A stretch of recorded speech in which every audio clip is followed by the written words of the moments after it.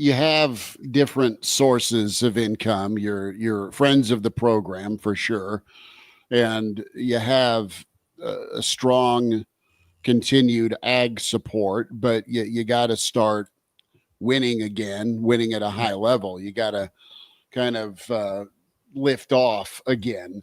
But the landscape of college football could absolutely change because with all those investors into different schools, Bill, you mentioned all the Texas money that's very real. You could see some new players emerge. I mean, SMU was a playoff team last year, and maybe they're just getting started. You're right about BYU and their financial backing. What does everybody else do at some point? When does the well run dry? Mm-hmm. And at what point does the university chancellors and presidents step in and say, this is enough? And it's something that we brought up yesterday and Coach Barnett brought up with us on Thursday, that, it's a runaway train right now. And there's got to be at some point, you're going to have your haves and have nots, but you're going to have, just a select few, like your Texas schools you touched on, that are even separated from some of the other halves. And it's just going to be this weird ecosystem of college football with how much payroll you can make and meet, to coin the Pony Excess ESPN 30 for 30. So, Nebraska's in a good spot. They have competitive resources. They've got a great family and collective that really takes care of the student athletes. But to your point, Sharpie, there's a handful versus an arena full when you look at an A&M or a Nebraska. Quickly here, guys, but not to derail the conversation, I do want to say for those joining us on YouTube, we had some issues, unsure what was going on there. We created a new stream and we should be up and going now. You haven't missed much in the first few minutes of the show. So if you're joining us here, we talked a little bit about Star Wars, a little bit about Warren Buffett. We're talking NIL now. You're caught up. Welcome back. Apologies for any issues. I got them sorted out. We're now live on Did you put another coin in the machine, brother? I mean, I couldn't tell you what the issue was, to be honest with you. It was a turn it off and back on again, and it took a second, but we're going now live. The full show is up on YouTube, and it'll be also up in podcast form. But if you missed anything from the first 8 or so minutes of the show, I do apologize. We're going now. Welcome in, everyone. Yeah. I told you to change the spark plug yesterday. God dang it. There is it's interesting, like from the Nebraska fan base perspective, because like the average age of the season ticket holder is in the 50s. Mm-hmm. And with the new stadium, they're trying to keep the loyal fans that have been there forever and then attract some new young fans. Where do you attract, like the older fan, and I'm talking like in your 40s, your 50s, your 60s, you've been loyal to the university. You probably graduated from there and you continue to donate and support when asked. Where I think you get the Elijahs of the world who they would like to support, but they want more of a return on their investment. You're the fan base that you're the age group that, oh yeah, if you're winning, I'll go. Like us older fans are like, you know what? It's Nebraska football. You get 8 Saturdays a year at home. I'm going no matter what. So winning is a big part. That's why, like Project 2025, Matt Rule's Project 2025 with his MNGA hat that he wears, Make Nebraska Great Again. They've got to start winning. So you convince some of that new money that is out there. They're like, okay, I can see what you're saying. Now I got proof. How much do you need? Well, it's just a very interesting dynamic. If you are on the side of approaching people to donate money to either, help you acquire a player or make your experience in a football stadium nicer. Well, I think there's a lot of people of my generation that have half bought into the narrative. Well, Nebraska can't make it in the new college football. No one wants to come to Nebraska. I feel like game days for a lot of people my age have just become the social event. You're going to go downtown. You're going to go hang out at a rooftop bar. Maybe you go hang out at a tailgate, but you're not going to buy a ticket to the game. You're not going to go in. Hey, it's cold. We're going to bundle up, get some drinks in us outside, and then we're going to go home and watch the game on our couch. Like, that's my generation right now. You're waiting for that proof. And yeah, the new money, it's not going to flow in unless you get wins. But the problem is you're not going to get wins unless money starts flowing in. It's kind of that chicken or the egg conversation. But you're spot on. My generation, I feel like a good number of people, and there's some diehards. There's some folks that are going to go see every single game, but there's a lot of people that just, you know what? Husker football Saturdays are a great social event. I'm going to go see my friends. I'm going to get some drinks in me. And then I'm going to Uber on home, and I'm going to watch the game on my couch, maybe even take a nap in the second half if the game goes how I think it's going to go. So you're waiting on that season, the 8-9 win season for you to invest again in care. I mean, there was some care for that Illinois game. Folks wanted to get out there and see that. There was care for the Colorado game. But whenever you realized, okay, this team isn't a true contender, that's whenever it was like, okay, you know what? Saturdays are a social event again. It's just going to take that one spark, though. It'll take that one kind of return to dominance season where it is going to be a mad rush to get back on the bandwagon. It's going to take that one season for guys your age, Elijah, families your age to want to be a part of it again. And then it's 9 wins. That's what it is. Go get 9 wins in a season. I think people hop right back in. Get 9 wins and take down a major ball game. Go win a big ball game at home or away. Yeah, Michigan. Yeah, Watch it launch. It's interesting. We brought up Oklahoma State a couple of times, and T. Boone Pickens, who is no longer around. I had a chance to meet him back when I was doing Big 12 basketball. Nice gentleman and very passionate about his Cowboys. But it's interesting, since he has passed and his money has been invested in, the new stadium, or not the new stadium, the renovations to the stadium. I think he was heavily involved in in Gallagher Iba when they took the roof off and raised it up. I think, he had money involved in improving their baseball facility. But that's not trend. Now that he's gone, that the success has not followed. It is interesting that they've got all kinds of facilities, but Mike Gundy's coming off of his worst season, and they've been trending somewhat downward and not getting traction when they were good inside the top 15. Basketball has fallen off the map completely. They did hire a great wrestling coach in David Taylor, and the baseball program is okay, but with all the money they had when he was alive, there was success. Now that he's gone, it's waned a little bit. I find that somewhat interesting. And I guess you're going to look at maybe Oregon, what happens when, the shoe guy goes away. Who's in charge? Who fills the void? And do they keep spending the way the great departed wanted it spent, or do they channel it differently? Yeah. There's interesting. The people at Oregon will tell you, Phil Knight just wants one. Yeah. He wants one national championship, and they'll do anything to get one national championship. And eventually, if they don't get a championship, what happens? I think at Oklahoma State, I think some of the leadership, and I think getting comfortable. I thought Gundy has gotten comfortable. I mean, he's been successful. I mean, there are a lot of schools in America, including one in Lincoln, that would take his run of success. But you're right. This is a big year for Oklahoma State football. But at least they got in the game. Like that money got them in the game where they could compete. And then it comes down to the people on the field that get you over the top. I think, but it all goes back to something we've talked about for a while. Nebraska's in a really interesting spot here because they got two things going on at the same time. They've got, do you invest to help the current roster, and then do you invest to make it more comfortable for you to watch a football game?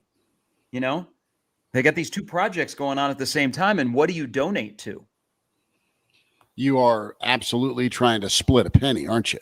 Yeah, and there's, you remember, the thing also to keep in mind is we live in a state of 1.9 million people. Okay, there's not like we have 3 million oilmen and women that we can tap into. At some point, you've tapped everybody that would have money that is difference-making money to donate. And then when you go asking for money, they say, well, what about that 5-win season? That's everybody wants their return on investment nowadays. The Dan Cooks of the world don't think, they're not out there where they're like, whatever it is, I'll do anything for Nebraska. Our NIL contributions aren't a tax write-off, but can you make them a tax write-off? Can we make that a charitable? Good, your accountant. Maybe that's what we need. We need some legislation in Nebraska to make that a tax write-off. Well, that'll be interesting. Let's get our starting 5 shout-outs going. We'll dive into a little more Nebraska topics. Gary Sharp, Bill Doleman, Elijah Herbel, Chris Schmidt, the Average Joe Sports Show. Sunday Live, Uncle Larry was in early. Corn Raider is here. The other Dave, good to have you. Steve checking in. Appreciate you, Steve. Also, Black Hills Brennan is here. Michael checking in from North Carolina. David is here. Captain back at it. Captain has a good take here. I would love it if Dana created a pre-snap read for an audible for Dylan and yelled out Omaha. That's pretty funny. You have Vic in Denver checking in. Tiger Shark Diver is here. There's a Bill Doleman sighting saying 2 minutes is on time. 2 minutes in. James says hi. I'm going to blame the streaming issues. We would have been on time if it wasn't for the streaming issues. There we go. Yeah. I will say we were all at the podium on time. Terry is here. Terry, good. Tiger Shark's asking if I had a little too much bourbon last night. I paced myself well. It is May 4th. I naturally sound like Darth Vader because I've got crummy lungs. NASCAR Eric is here. Matthew is in. Patrick checking in. As well as Braska Rascal is back at it. Puffin's here. Andrew, what's up? Andrew, good to have you. And more. Jake also checking in on the stream. Like and subscribe to the Average Joe Sports Show on YouTube. Guys, give me a player that you think it's go time for, now or never. I know we've kind of talked about it with a position group. I know we've talked about it in the sense of this year 2 window you have for Nebraska football this season, next season, with the talent and the coaching staff you have that are under contract at hand. But is there a guy on this roster you think, man, you've been waiting on for a while to kind of pop? And there's a couple of guys that come up when we look at the offensive line. Turner Corcoran, Teddy Prohaska, those are a couple of guys that they have been through it. They have given everything to the program, and they're still fighting like hell to be a part of, kind of a resurgent offensive line. You want to see them right off into the sunset appropriately. Those are a couple of guys I circle. There's a couple of guys on the defensive side of the ball too that have played a lot of football for you. James says Cam Lenhart going into year 3. But I'm kind of focused in on Teddy and Turner because, you've got a spot at right tackle, presumably, that you have options for. Sounds like Lutoski will be looking at left guard, but Turner has also played, we know, multiple spots on the offensive line and even done some snapping. So I'm anxious to see what they can do and where they slot as we get into fall camp. I'm with you. Agreed 100%. I think James is a good pull with Cam Lenhart. That was the first name that came to mind for me. But because that's already off the board, I'll give James his credit. Hat tip to you, James. I'll go Deshaun Singleton on the back end. A guy that I think in year 1 before the injury against Michigan showed himself to be an NFL type guy. Last year, he didn't quite pop in the same way, and it's tough to come back from a knee injury as quickly as he did. That was a dirty freaking hit, dude. And a lot of times, guys that come back from a knee injury, they have that first season where it's, they're not back to themselves fully, but you make it through that year healthy, and then you get another full off season. Singleton's the guy to me that, hey, he's been good on the back end. He's been a good tackler coming up and making sure 8-yard gains don't become 25-yard gains. But I want to see some more of those splash plays in the back end. He's got range. He's got length. He's got that prototypical NFL safety size that you want. Can you come up and make some tackles for loss? Can you get some interceptions? Can you take yourself from being a solid player on that back end to being a difference-making player on that back end? He's a guy I have circled. I would go somebody you just mentioned, Schmidt, Henry Lutovsky. Because I think, the one thing about Henry is, everybody goes, well, he's the strongest guy on the roster. I mean, you kind of saw that last Saturday. But he's a guy now that's going to slide out to tackle. And, competition with Gutula. Turner Corcoran I feel better about than Teddy in terms of where they're at, like in terms of getting back on the field. But I think Lutovsky's a guy we've waited on for a while, and we've seen bits and pieces of it. There was a couple of times last year where they would pull him and he would get a big block on the edge, but he didn't play a lot. And I think Nebraska needs, if you figure that Spindler and Pritchett are going to lock down a couple of spots, and Evans is going to be the other one, that guard and tackle spot then becomes pretty important. But I think it's also important that Nebraska has some stability at tackle. And I think Lutovsky is a guy, it's now or never. He's been in the program for a while. Nebraska can't afford, we were talking yesterday on yesterday's show about Dillon getting drafted.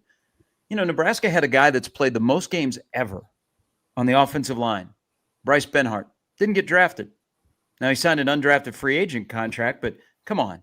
If a guy's going to play that long at Nebraska as a starting offensive lineman, he's got to get drafted. So it's Lutovsky now, has been here for a while. And I'm not saying Lutovsky at the end of the year is going to get drafted, but it's go time. You played a lot of football.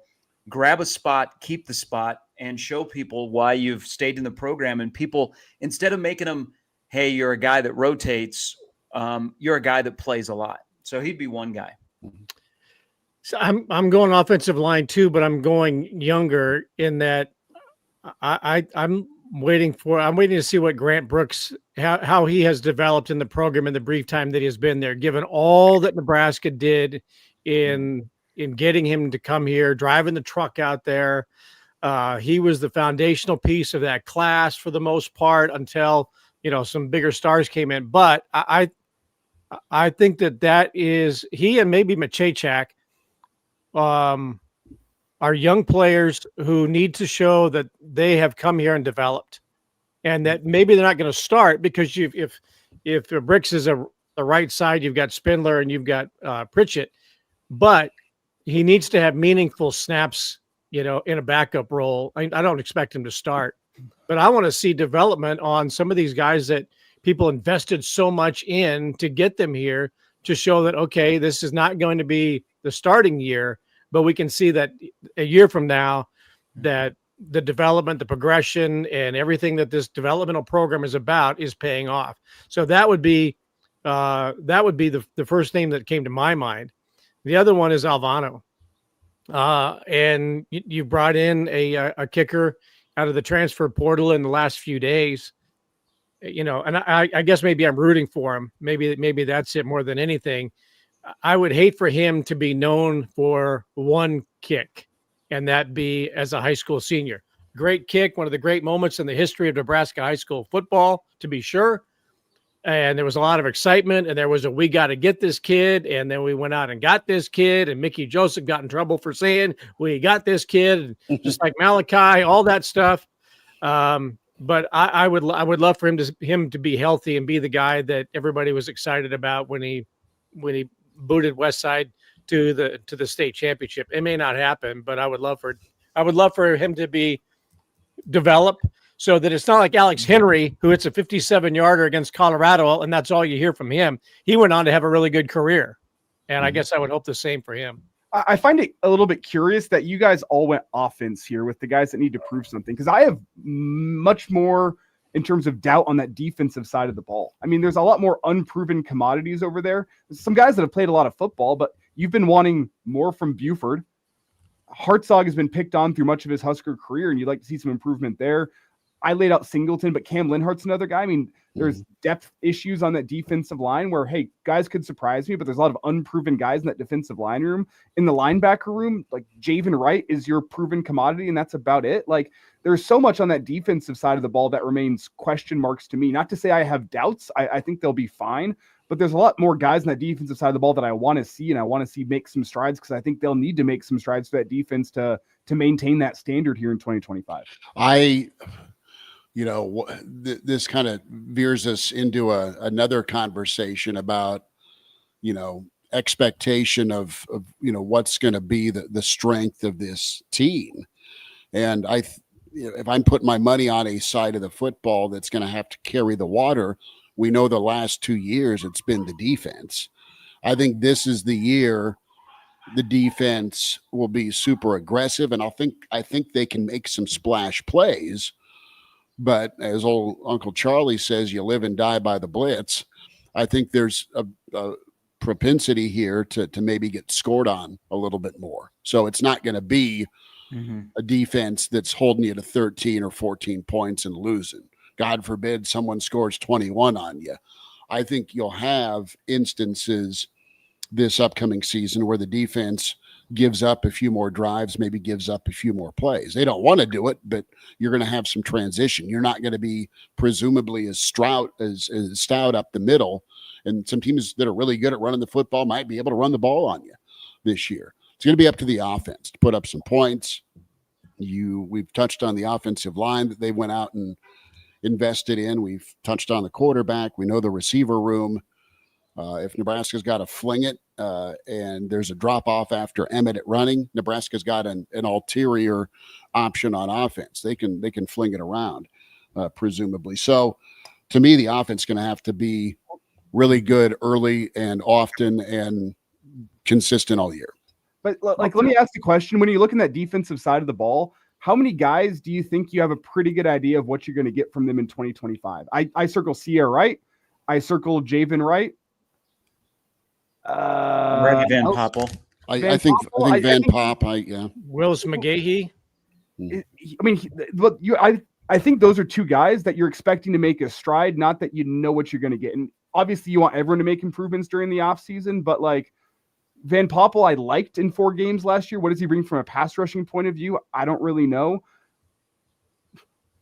That's where I'm at right now. It's just there's guys that need to make strides on that defensive side of the ball. And as I said, I have confidence that they will, but there's a lot more guys on that side of the football where I go, I don't know exactly what you're going to get in 2025. Where offensively, yeah, I have a pretty good idea of what you're going to get from Dane Key. Got a pretty good idea of what you're going to get from Emmett Johnson. I think that offensive line, generally speaking, as a unit, I have a pretty good idea of what you're going to get from them, which is they're not going to be elite, but they'll be in that middle pack of the Big Ten where they're not going to lose you games, but they probably won't single-handedly win you games. Like, I just have questions on that defensive side of the ball in terms of, I think they'll be fine, but how good will they be is kind of more my question. Yeah, I think this is a good discussion because it's how many guys on this roster that are frontline guys that you know what you're getting compared to, hey, they could take the next jump. Like we all think, and if it doesn't, there's something wrong, that year 2 of Dylan is natural growth.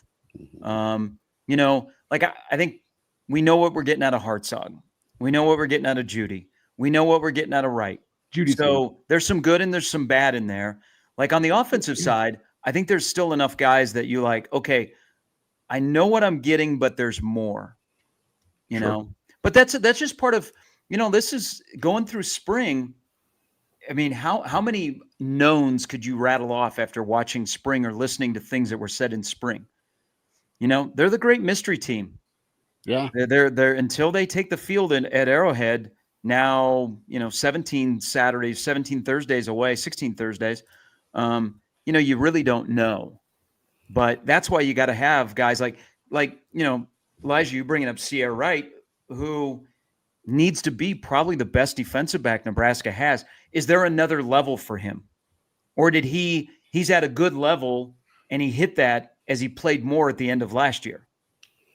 What's left to tap into and where's the old gas gauge at? Huh? Yeah, like a Riley Van Poppel. Is he closer to a tie or is he closer to a Nash? Right. Because I do feel good. Maximum? Yeah, I do feel good about what he has shown you, but now what level does he go to when he gets more snaps? We know what we're getting out of Elijah Judy, I'm pretty sure, which if you get the end of last year, Elijah Judy, that's serviceable. Yeah. He could give you 20 to 25, 30 quality snaps a game. James asking the question, yes, and yes. Does the offense need to average in the first half? Bill wants 4 touchdowns per half. That he's real comfortable. That's yeah. I want that Arizona State game from what was it, 94, 95, when it was when the third team was so tired that Tom had to put Tommy Frazier and company back in to finish out the first half. You know, Bruce Snyder's still pissed about that. He's still looking for Lance Brown. He is. It's the system. And if you take out the cupcake opponents, to me that number is like 20, just over 29 points. 30 is also a reasonable number, but 30 gets you a win in every Big Ten game. You need just over a touchdown a quarter to me. 28, if you're at 28, I'd like a little bit more. 30 is fine. Somewhere in that range if you knock out the cupcakes. If you have the cupcake opponents in there, I need 30 plus points per game to be averaged. Easily 30 plus, if not 31 plus. And somewhere Dana's nodding, saying, hell, we'll get you 30 by half. We'll get you 30 each half. I think we all expect if Nebraska had to play, if the defense has a bad day this year and they give up 4 touchdowns, I think we feel a little bit better that the offense would be able to respond and score 4 and get a field goal. But the one thing, like if you go back, Rule's never really had like a terrible defense. No. Has he had an elite defense? Not necessarily, but they've been good. They've been good enough. So I don't expect them to crater, but I do expect if this offense needs to score points, they're going to find a way to score points. And that's been, the offense under Satterfield between the 20s, boy, they could do some stuff. It's just they didn't put up points, And my only hesitation is when Dana took over, it's not like Nebraska outside of the game against Wisconsin was beating down the door scoring points. So they have more weapons and more of an understanding of how they score in the red zone. I think I would not overlook that one of the first things anybody on the offensive side of the ball said prior to spring was red zone. We're working on red zone. They're working on red zone, and let's be honest. I mean, Dana also said we got to go get some guys. Yeah, they needed to upgrade the receiver room. They needed to upgrade the offensive line. Well, okay. If we're going to talk about points, then the guy who has to step up is Dylan Raiola. Mm-hmm. I mean, we're talking about some of these other guys and unknowns, and some of their names are coming through my head. Like I'd love to see Sam Sledge in the same way as Grant Brooks. I would love to see somebody like him take the next step up and to be a factor on the offensive line.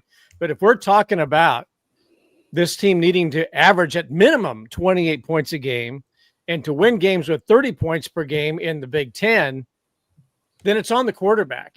And it's on the quarterback that he can't be, well, I've gone from my freshman season to now my sophomore season, and I'm ready to break out in next year as a junior.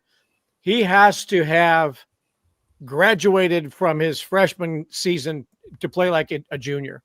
Sure. He's had 13 starts last year, and there are certain situational plays last year where you're going, you can't do that when you're a second year starter and you're the leader of this team.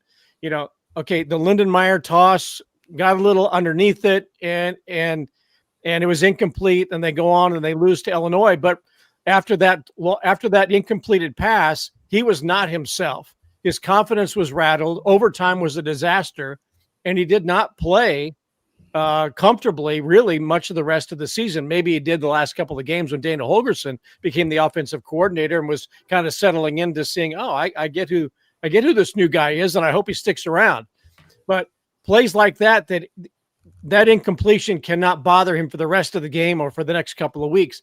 Also, the premature sliding, to get a first down and then coming up a yard short because the ball is behind you and you're not diving forward at 235 or 40 pounds and diving forward and taking on a defensive back to get that extra yard to keep a drive going, as was the case against USC. Little things like that cannot happen again this year as a second-year sophomore starter. He needs to play like a junior who's ready to lead a team to perhaps a college football playoff. You can't have any of these true freshmen or still young quarterback excuses. In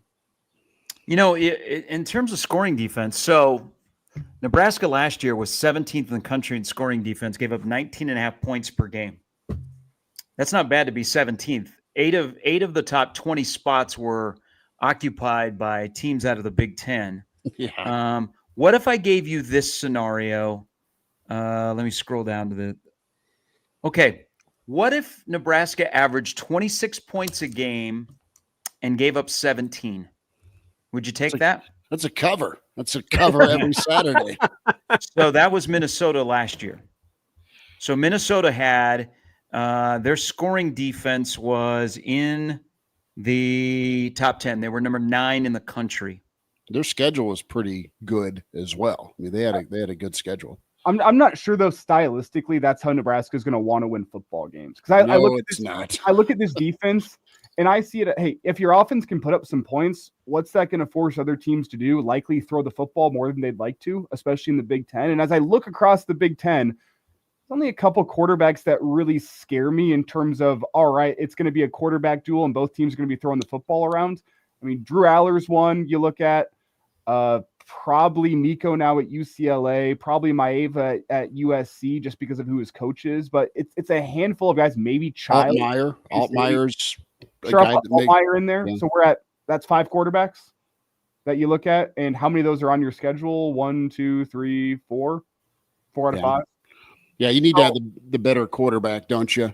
But quarterback matchup. I think stylistically, this could be a defense. I don't think it's going to be as stout through the middle, but will that matter if you are averaging 30 plus points a game and you're forcing other teams to throw the football? I think it might be a defense that's more reliant on, we've talked about it, being aggressive, Havoc, getting some turnovers, getting some splash plays defensively, which if it's a battle where your offense is putting up 30 plus points a game, that could be a better barometer for what this defense is. And dear God, I'm going to say it, turnover margin. Mm-hmm. Yeah. And just generally splash plays, getting in that opponent's backfield because they're throwing the football around. Well, the situational part that they've been focusing in on here with the red zone, the third downs, and specifically the third down defense. I mean, while the defense maybe because of the transition is a little more leaky between the 20s, and I don't know if they will be, maybe they will be.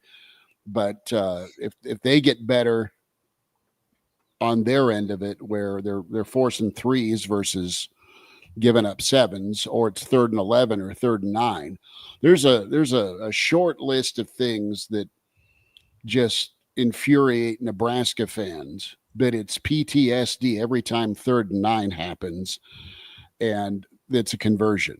And it started in a lot of the bowl games 30, 35, 40 years ago on New Year's night against the Miamis, or even some of those one-back teams like Washington, or even Colorado or Miami, where you do everything right on 1st and 2nd down. It's 3rd and forever, and you get a bad matchup, and here's let's move the sticks.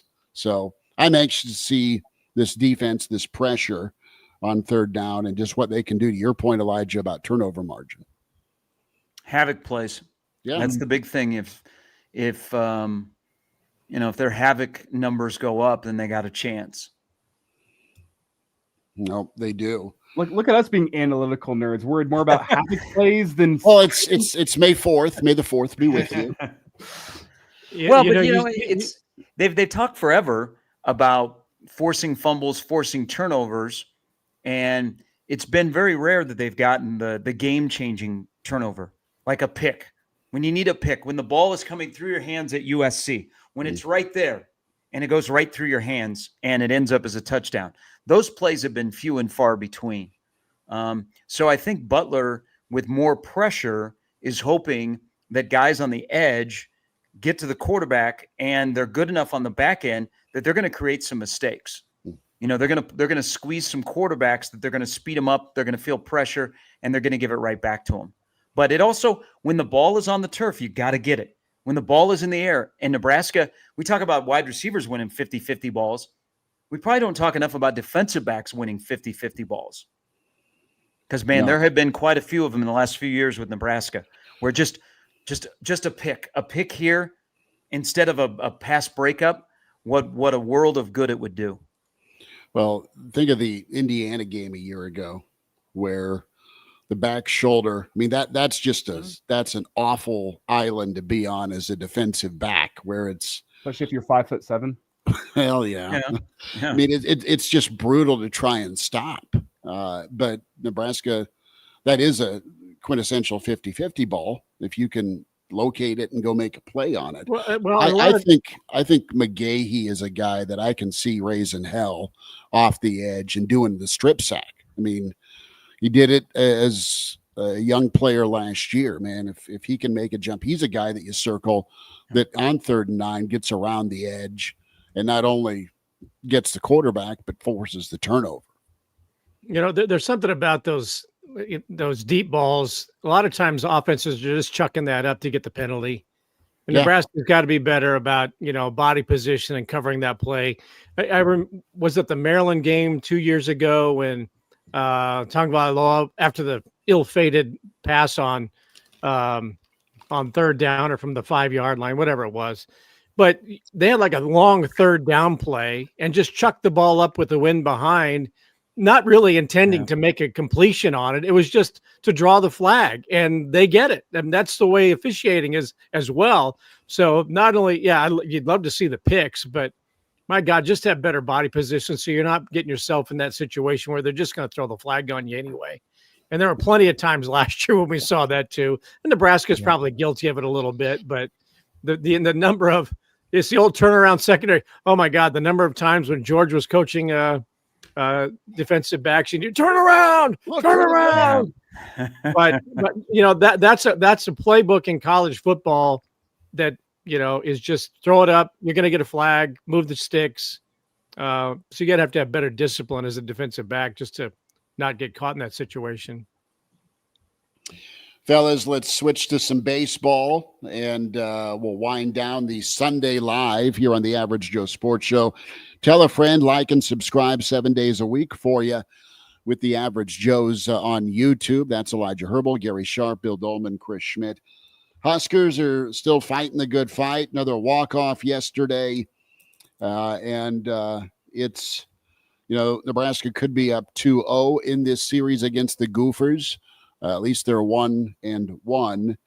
And you got a good outing from Ty Horn.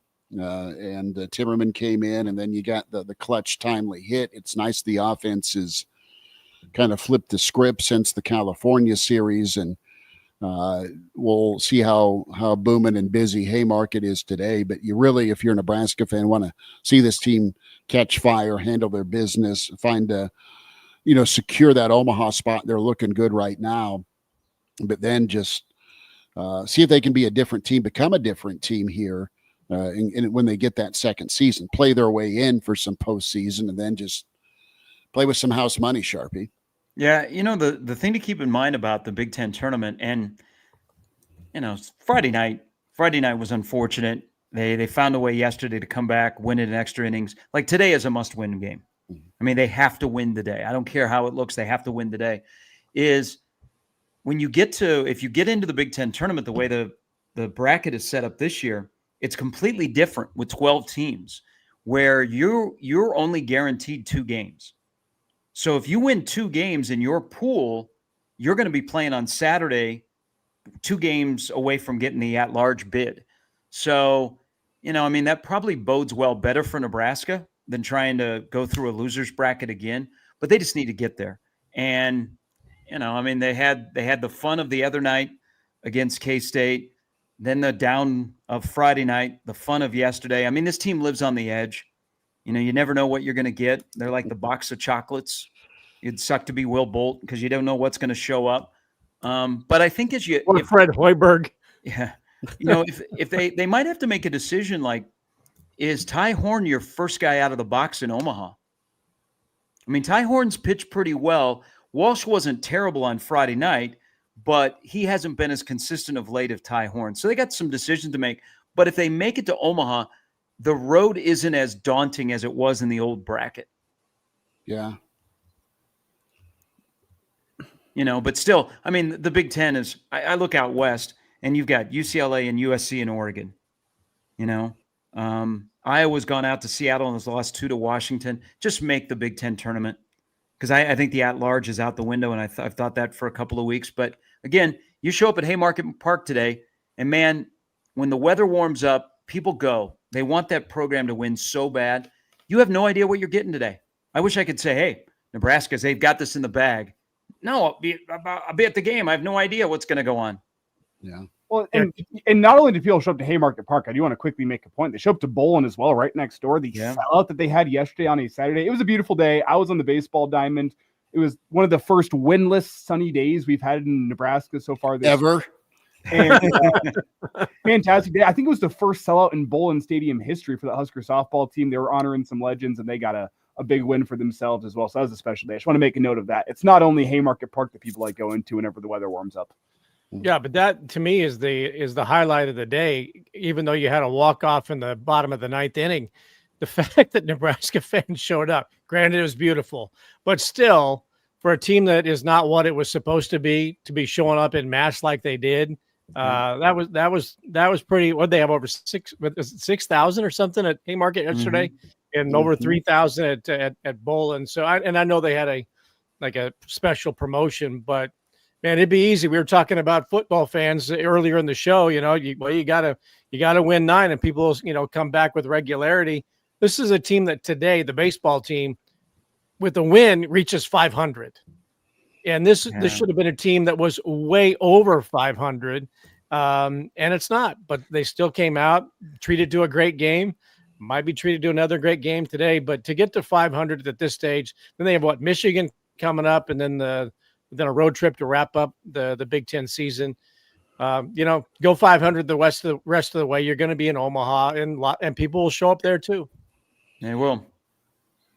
Well, and a lot of you chiming in here. Brian Snitley, part of the Boulder Peace Treaty, touching on the Friday night record. James says base running has been irritable. Hey, whoever's in charge of base running, shoot that MFer to the moon, because they have cost themselves so much this year. No, they have run themselves out of innings. They've run themselves out of games. It's unbelievable. You would think, okay, beginning of the year, it was a problem, and you're like, okay, they'll figure this out. It's May, and they still haven't figured it out. They're an odd team that I think lacks leadership, that is good, but not great. You think you could get better. It's just their baseball IQ is lacking. But yet they have some guys on this roster that are, you're like, okay, that's a really good player. They're a befuddling. They're one of the more disappointing teams, because I think they should be where we thought they were, even without Mason McConaughey. Sure. But they're so inconsistent, you have no idea what you're going to get. Well, enjoy the weekend. Enjoy the 4th. Before we go, yeah, we do need to talk about, I sent this guy to you guys just before we started the show. Bud Crawford and Canelo had their first face-off last night. That fight has been locked in for September 12th, the night before, I should say. Nebraska takes on Houston Christian. I think the Bud Crawford fight will be the main draw for a lot of Nebraskans that weekend, as opposed to Houston Christian. No offense, Houston Christian, but go ahead and make offense to them. That was one of the cupcakes I was referring to earlier. Canelo versus Bud Crawford is a career-defining fight for Bud. It's amazing to see him get this. The restrictions don't help him. There's no water cutting restriction, so Canelo will outsize him, but we've all seen Bud Crawford fight, and he's a dog. So that is going to be a fantastic fight. Career-defining for Bud, potentially even career-defining for Canelo. Absolute blockbuster. I am counting down the days. That's going to be fantastic. You going? It's in Vegas, I believe, so no. No, I know. But wait. Hey, no. This, I'm telling you, there could be a couple of trips by Nebraska fans to Vegas. Yeah. One, we know that Bryce Williams and Casey are going to be in the NBA Summer League. So you go out there, you might bump into Cooper Flagg. So there's one trip to Vegas in the middle of the summer. By the way, great news that Bryce got invited to the Combine. I don't know if he'll get drafted in the 2 rounds, but you know that he will make himself known at the Combine. I think that's huge that he got invited to the Combine the other day. But then to go out to the fight in the Roomba, it's at Allegiant. There will be, if I was like Southwest, and we've all been on that Southwest flight from Epley to Vegas, but God, that is the world of depression coming back, Vegas to Omaha. It smells of depression. It smells so bad. If I was Southwest, I'd add some flights from Omaha to Vegas, because being in a larger venue, Nebraskans will show up to watch Bud fight.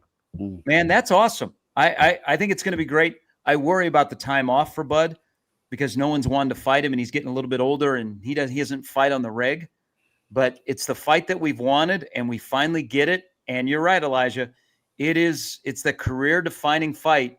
And if Bud wins that, give him one more fight in Memorial Stadium and call it good, and call him one of the best ever. Yeah, I wouldn't be surprised if this is his last fight or one of his last 2 fights. I mean, he's getting up there in age. With a win, I think he's probably got to have, as you say, a homecoming to Memorial or somewhere in Nebraska to kind of go out on top. If it's a loss, I wouldn't be surprised if it's the end, because he's going to get paid either way. But this is the fight for Bud. We thought maybe it was Errol Spence. The way he took care of Errol Spence, it's not a career definer. I mean, he's already unified the belts. He's already moved up. It's Canelo or bust. This is the one that defines whether or not he's talked about 40 years from now, or whether or not just, man, Bud Crawford was great, but he couldn't get past Canelo. Canelo was the greatest of the generation. He could make himself the greatest. I mean, Floyd Mayweather had the late 2000s and early 2010s. This would be Bud Crawford's era if he's able to get this fight done. I thought that fight had been scratched last week. I read an article that it was officially off, and I actually watched the Canelo fight last night with, what's his name, Skrull. It was brutal. It was a brutal fight. I've seen there's been more contact on Dancing with the Stars than that dance fest last night between those two guys, and it was a waste, and you couldn't really even see if Alvarez has Father Time tapping him on the shoulder, because that's kind of what I was interested in, was to see if he's slowed down a little bit, because he's 36 or something. I'd love to be 36 again. Well, he threw like 152 punches. It's the lowest number of punches thrown in a fight since they kept that CompuBox stuff for 40 years now. And the other guy would tap around and dance away and, was unscathed. But it was a terrible fight. And then Bud shows up at the end. I did not realize that Bud is probably a couple inches taller than Canelo. And then Bud was in street clothes and Alvarez had a T-shirt on, so it's hard to see what they like when they match up like they will at a weigh-in. But you couldn't really see anything with Canelo last night because of the opponent that he had. There was a lot of money floating around in that arena in Saudi Arabia. Oh my God! I mean, there must have been billionaires upon billionaires. I just didn't see Deion Sanders there trying to get somebody to fund the Colorado Athletic Department. But Not yet. And I thought, I hope Bud. I fanboy on Bud Crawford, but I would love to see him beat him. Nebraska give him an honorary doctorate. Tap into him for the Nebraska Alumni Association and see what we can get built with Bud Crawford's royalties as one of the greatest fighters of all time. I also think too, if Bud is still close to his prime and Alvarez is still close to his prime, you could have maybe the kind of fight, you're not going to have Hagler Hearns, but you could have the kind of legacy to a fight that even the loser comes out a winner. Sure. Right. I mean, that's the most epic, 2.5 rounds of boxing in the history of the game. And Hearns does not come out worse for the wear for his reputation, given what the show was. I hope that's what it is, and I hope Bud comes out the winner. But Canelo was not tested last night at all. No. And when you think about the defining fights that we've had, you had Mayweather Pacquiao, you had Fury Wilder. Prime. I'm thinking in recent memory, this is going to be up there in terms of fights that we've had since the year 2000. I think of Pacquiao, Mayweather, Fury, and Wilder. Am I missing anything? There was Canelo, I remember Mayweather. Doleman dirtied free Tyson Lennox Lewis for us way back in the day on the Average Joe Sports Show. So remember those T-shirts. The thing about this fight, so Dana White is promoting it. Bud is not a big self-promoter. Bud just wants to box. But this is going to be a fight that needs the promotion. And Dana White, whether you like him or not, he still has pull. He'll promote it, and it's going to be fantastic. It's going to be awesome. And again, I hope Bud remains unbeaten. He has one more. They want to fight in Memorial Stadium to call it good. But I got to imagine there'll be 68,000 seats available. Canelo's got a huge following, of course. And then from his home country, I think there will be a ton of Nebraska people out there to watch Bud fight. And Well, hey, we've been talking for a while. How do you replace the spring game next year? After Bud gets this one done, let's get Bud Crawford at Memorial Stadium on a well Saturday. played, Elijah. And if Elijah, you don't end up in Vegas, we're inviting ourselves over to your house for the fight. I'll make some pork butt. I'll make something. We'll figure it out. We'll make that happen. How much would you have to take to be the person that gets to be the punching bag against Bud before 90,000 people in Memorial Stadium? Give me 1.5 we can negotiate. We can negotiate a price. I don't need much. 1.5 million out there. I mean, would there be a bigger home ring advantage than Bud Crawford fighting in Memorial Stadium? I don't know. I think the average Joes might show up for me. I believe in them. If I'm out there, I got the size advantage. I think we can make it happen. But would they do this during the Husker Hunger Games where Bud and said opponent would fight for 3 minutes, and then you have the potato sack race, and then you have another round, and then you have the weight lifting and the calf roping, and just do it all together, or do it while the fight's going on so that there's something for the kids to do, and then you resurrect the just say no pledge. just say no mas. Well, you'd also have to. There's probably some people in Lincoln that still have a bad taste from the lone fight that Bud had at PBA. Is Heidelberg still open, brother? It's a new name in a new establishment, but yeah, I haven't ventured. My old college roommate always wanted to go to that location. I'm like, are you bleeping high? But yes and no. There's a bar there, but I have not ventured into it for a while. That was a crazy night. Yeah. Gary Sharp, Bill Doleman, Elijah Herbel, Chris Schmidt, the Average Joe Sports Show. Sunday live. We'll holler at you. Catch Gary, of course, with Gary and Matt.